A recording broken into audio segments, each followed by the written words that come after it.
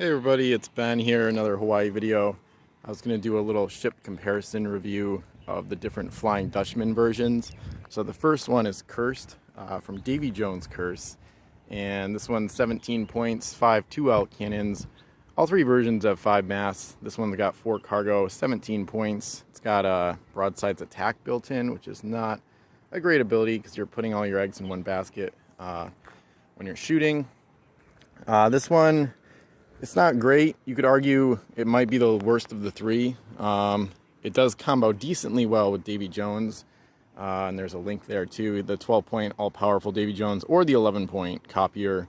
It does work decently well with the all-powerful version for 12 points, because then you can put a captain helmsman that fills out the point cost at 17, and then you basically have a 5 out of 6 chance of moving S+S twice every turn, and then of course you can shoot twice, so you can move up to 4S with, you know, up to 10 2L shots. So it's not bad.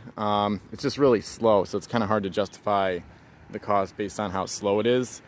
And then broadsides attack just jacks up the cost. Without broadsides attack, if it was a little cheaper, it might be a little bit more versatile, especially in smaller games. But between the weak ability and the high point cost, it's not one of the best gunships in the game. For the Cursed, it is pretty good.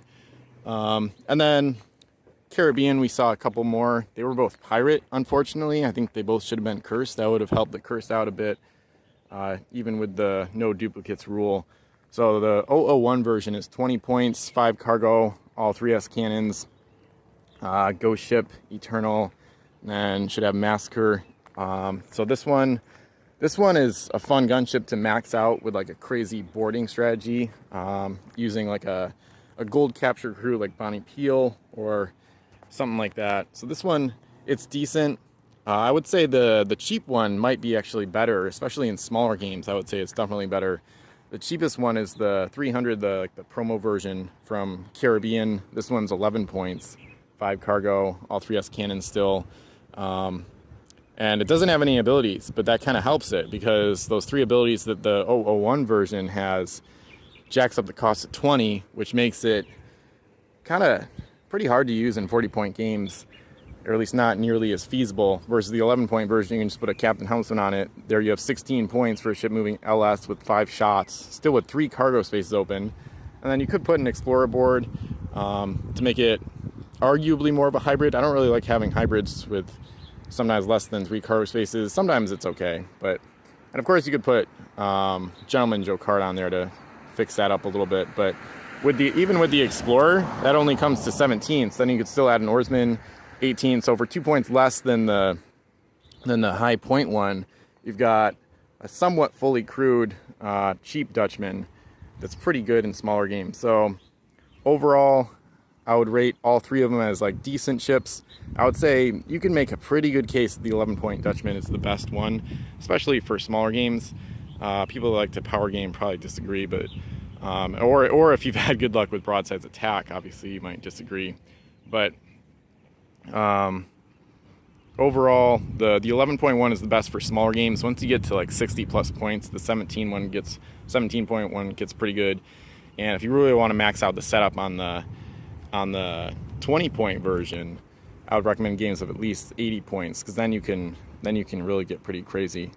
So, and a World Hater goes pretty well with any of them, especially the 2 pirate versions. They have cheaper World Haters. Curse only have 1 World Hater crew. I probably wouldn't use him, the DJC Phantasma, on the Dutchman. Probably save him for a 10 master, or maybe the Divine Dragon. Oh, she already has World Haters, never mind. But overall, all 3 decent ships. Let me know in the comments what your favorite one is, and what you would rate each of the 3 out of 10. Maybe rank them too.